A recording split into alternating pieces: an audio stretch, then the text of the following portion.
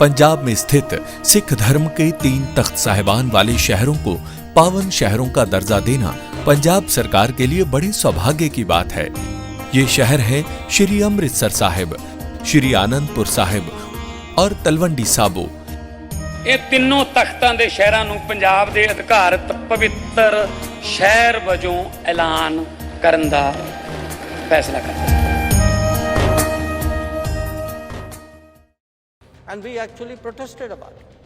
And we not only protested about it, we also made the point that look, there are two issues. By doing this kind of thing, nothing is going to change in reality. Arunachal Pradesh is and will always be part of India. And no, this kind of tactics are not going to change anything on the ground. चीन को एक बार फिर भारत ने सख्त संदेश दिया है। अरुणाचल प्रदेश की एक महिला के साथ शंघाई एयरपोर्ट पर हुए उत्पीड़न को लेकर भारतीय विदेश मंत्री डॉक्टर एस जयशंकर ने साफ तौर पर कहा कि अरुणाचल प्रदेश भारत का अभिन्न हिस्सा है और हमेशा रहेगा। ये बयान उस घटना के बाद आया जब एक भारतीय नागरिक जो अरुणाचल प्रदेश से चीन में ट्रांजिट के दौरान चीन के अधिकारियों द्वारा तंग की गई।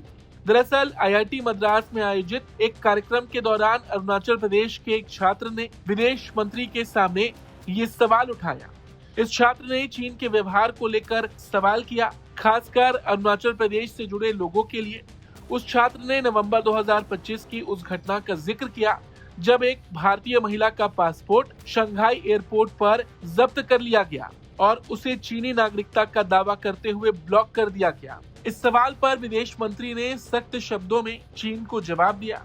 उन्होंने कहा, अरुणाचल प्रदेश भारत का अभिन्न हिस्सा है और हमेशा रहेगा। इस तरह की चालबाजियां जमीनी हकीकत को नहीं बदल सकती। जयशंकर ने ये साफ किया कि भारत ने इस घटना पर चीन से विरोध दर्ज कराया और ये एक मुद्दा है जिसे भारत पूरी तरह से दृढ़ता से खड़ा करेगा। जयशंकर ने कहा कि ऐसे कदमों से कुछ नहीं बदलेगा और अंतर्राष्ट्रीय नियमों और कायदों का पालन सभी देशों को करना चाहिए। ये स्पष्ट संदेश था कि भारत अपने रुख पर अडिग रहेगा। My name is Tara Hania and I am from Arunachal Pradesh and I am also the student president of the Northeast Society here in IIT Madras, and I have one question for you. So my question here comes from China's behavior to the people specifically from Arunachal Pradesh. In this November 2025, there was a lady who was traveling to China and her passport was seized. She was considered and told that she was a Chinese citizen and she was blocked in the airport itself. And this is not the only instance. In 2007 and also prior to that in 1980 there was one instance like this. So I just want you to ask, since I know a little bit of geopolitics, I want you to ask what are your advices for the people of Arunachal Pradesh about this matter. Thank you very much. Look, yes, there was this incident about, one of our nationals from Arunachal Pradesh, a lady who was transiting through China and who was, arbitrarily detained and,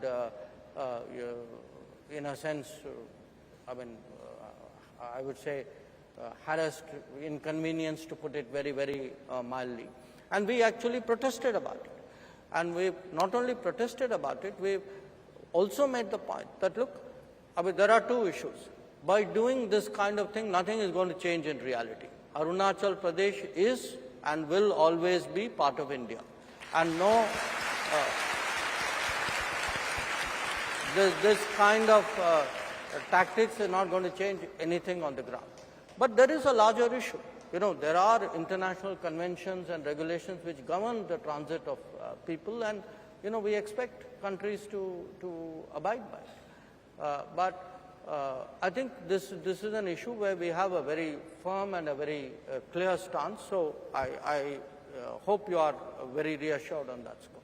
इसके साथ ही विदेश मंत्री ने ये भी बताया कि अंतर्राष्ट्रीय नियमों के तहत लोगों के आवागमन के लिए कायदे कानून हैं और भारत चाहता है कि हर देश इनका सम्मान करे।